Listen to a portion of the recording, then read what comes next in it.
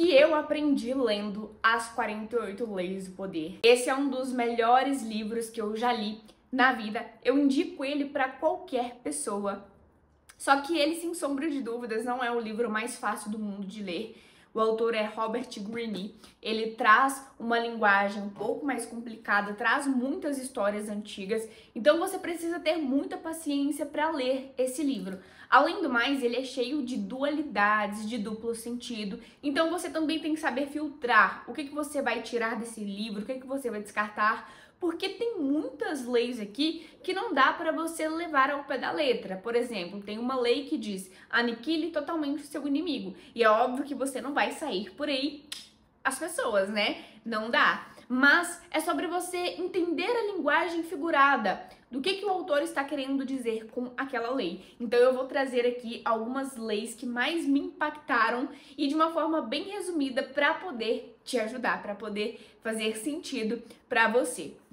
Ó, como você pode ver, eu realmente estudei esse livro, ele tá cheio de marcações, eu sempre volto para poder ler novamente, porque eu acredito que ele é um manual de vida, ele realmente nos ajuda a entender as pessoas. Esse eu poderia dizer que é o primeiro grande insight desse livro.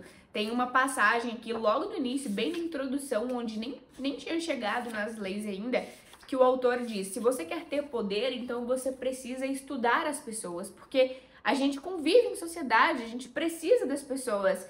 E às vezes nós passamos a vida inteira estudando outras coisas, menos as pessoas. Então, tudo que você vai fazer, não importa o que você faz, não importa com o que você trabalha, o que você quer fazer da sua vida, o que você quer estudar, você sempre vai ter que lidar com as pessoas. Então, você vai precisar de aprender a lidar com elas. Então, esse é o primeiro grande insight do livro. Todas as pessoas querem poder. E tome cuidado com aquelas que dizem que não quer. Porque essas que dizem que não querem ter poder, que o poder é um jogo sujo, na verdade, são as que mais estão aplicando as estratégias do poder. Porque no final das contas, o poder, o autor diz que é tudo sobre ter controle. Quando você tem controle sobre uma situação, sobre uma negociação, você está com o poder em mãos, você está controlando aquela situação. A partir do momento em que você está sendo controlado, então o poder já está com o outro. Então, no final das contas, todas as pessoas querem ter o controle sobre algo. Uma pessoa que chega falando: eu não quero ter poder, eu não quero estudar sobre isso, eu acho que o poder é um jogo sujo.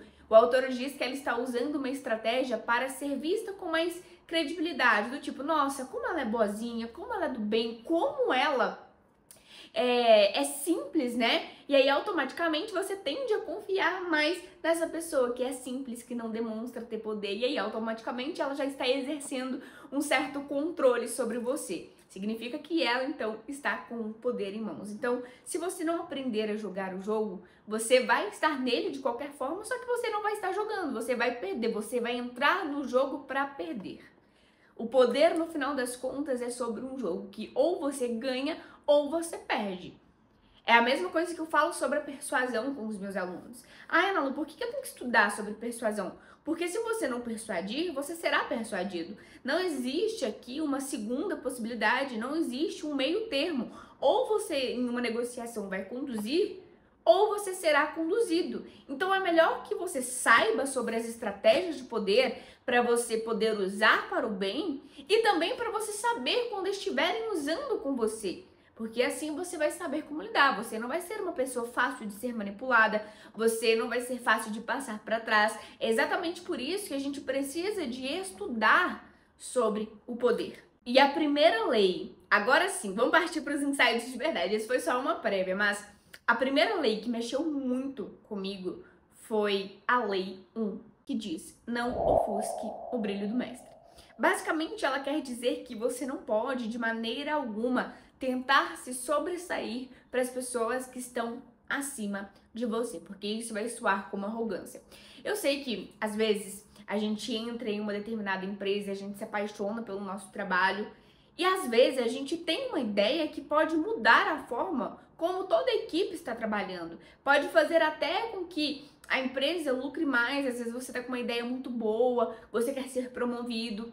Só que quando você chega para uma pessoa que está acima de você, falando, por exemplo, nossa, tudo que a gente fez até aqui estava errado e eu descobri uma coisa, uma técnica muito melhor pra gente trabalhar menos, pra gente ser mais produtivo, pra gente ganhar mais dinheiro. O que acontece? O outro que está ali acima de você, ele vai entender essa sua fala como arrogância, do tipo, nossa, essa pessoa acabou de chegar e ela já quer sentar na janela. Todo mundo conhece alguém assim, né? Que acabou de chegar no grupinho e já vai mostrando as garras. Já quer parecer o melhor, já quer parecer que sabe mais. Em faculdade tem muito isso.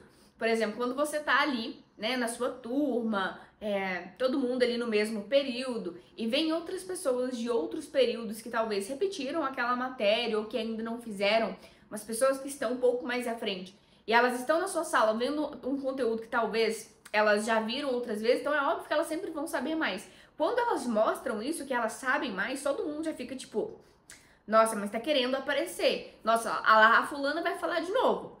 Então não tente se sobressair para as pessoas que estão principalmente acima de você, porque não vai dar certo. Um outro exemplo é grupos de networking. Às vezes você foi chamado para participar de um grupo de networking, você está ali para poder absorver o conhecimento. Vai chegar um momento em que sim, você vai poder agregar, até porque o networking, ele é isso, é uma troca de informações. Só que se você chega em uma determinada reunião, por exemplo, e você está tentando se sobressair, está tentando chamar mais atenção que o anfitrião daquela reunião, o que vai acontecer? As pessoas não vão querer você ali. As pessoas não vão querer mais te receber naquele grupo. Então, todas as pessoas de alguma forma se sentem superior a nós. E quando a gente entende o poder da persuasão, quando a gente entende como realmente persuadir alguém, ganhar a confiança e o coração do outro, a gente deixa que o outro realmente se sinta superior. A gente eleva o ego do outro. Mas essa é uma regra que não pode ser quebrada de jeito nenhum com pessoas que realmente estão acima de você. No livro Manual de Persuasão do FBI, voltando para o primeiro exemplo, o autor diz que a gente precisa dividir o bolo da glória. Digamos que você esteja com uma ideia muito boa, que você deseja muito compartilhar com o seu chefe, porque afinal você está querendo aumento, você está querendo mudar de cargo, você está querendo aumentar ali a sua credibilidade com o seu chefe. Ao invés de chegar falando que você teve uma ideia muito boa, que tudo que vocês estão fazendo até agora estava errado, você vai pedir a opinião do seu chefe. E talvez ele contribua com você. Quando as pessoas contribuem com algum projeto, elas tendem a colocar mais energia, mais expectativa e faz aquilo realmente acontecer. Então é onde você vai precisar de dividir o bolo da glória. Você nem sempre vai levar os créditos 100% pelo seu trabalho. Às vezes uma ideia que vai funcionar 100% ali, onde você está no seu local de trabalho, com a sua equipe, ela foi uma ideia 100% sua. Mas o seu chefe, o seu colaborador, a pessoa que está acima de você, ela vai precisar se sentir pertencente àquela ideia para poder aplicar ela ali. Caso contrário, ela vai ficar só no seu subconsciente, só na sua imaginação. Então, não ofusque o brilho do mestre. Essa é a primeira lei, realmente a lei 1, e uma das leis que mais mexeram comigo. A lei 10 também mexeu demais comigo e ela diz: contágio, evite o infeliz e o azarado. A miséria alheia pode matar você. Essa lei fala basicamente sobre as pessoas que você coloca do seu lado. O autor diz que pessoas muito negativas, pessoas que sempre tendem a ver o pior das coisas, pessoas desmotivadas, são pessoas que você não pode ter por perto, porque elas realmente contagiam. O estado de espírito delas contagia. E ao invés de você ajudá-las a sair desse estado de espírito, elas vão te colocar no mesmo nível que elas. Então o autor diz: fuja de pessoas assim, da mesma maneira como você fugiria de alguém que está doente, com uma gripe assim, pesada, com aquela virose que você não quer pegar de jeito nenhum.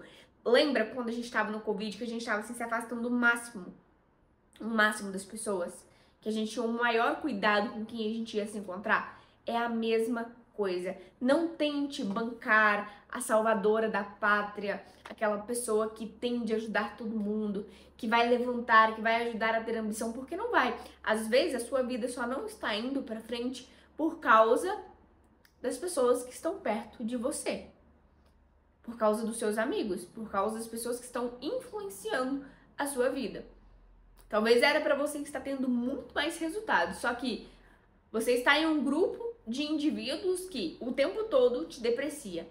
Quando você fala que você quer parar de beber, parar de fumar, começar a praticar exercício físico, elas, ao invés de te incentivarem, elas zombam de você e você acha que é normal, que são meus amigos. A verdade é que não é normal. As pessoas que realmente torcem por você, seus amigos de verdade, vão te incentivar e vão te colocar sempre pra cima. Elas sempre vão querer ver o melhor de você. Então, se o grupo de pessoas que você tem perto de você hoje não te motiva, te zomba, não tem os mesmos objetivos que você, não almeja uma vida melhor, não são pessoas para você ter por perto.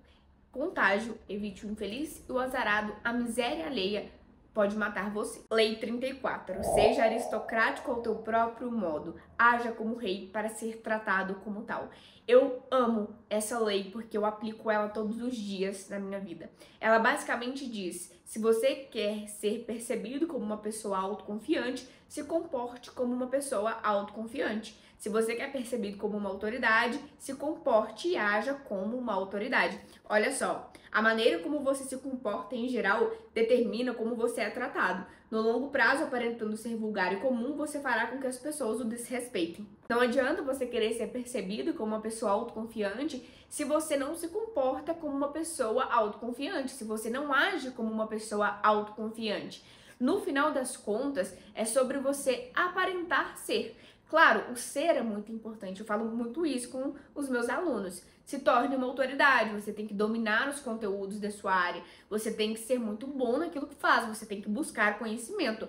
Mas, acima de tudo, não adianta nada você ter o conhecimento, você realmente ser uma autoridade, mas não conseguir demonstrar isso para o mundo. Não conseguir demonstrar, se ter atitudes que representem uma autoridade, porque as pessoas não vão saber, porque no final das contas a autoridade, além de ser, é muito importante aparentar ser. Então aqui nessa lei o autor diz: utilize a estratégia da coroa. O que é a estratégia da coroa? A coroa, ela tem um significado muito grande de poder. Quando o rei e uma rainha colocam a coroa, ele exala, né, aquela sensação de poder. Então, basicamente, essa estratégia, ela é basicamente um desencadear de causas e efeitos. Se você sente que você está com uma coroa na sua cabeça, automaticamente você começa a se comportar de uma forma diferente. Você começa a acreditar que merece grandes coisas, que você merece o respeito das pessoas, que você merece grandes oportunidades. Por quê? Simplesmente porque você está usando uma coroa. Você está se comportando como alguém autoconfiante, você fala como alguém autoconfiante.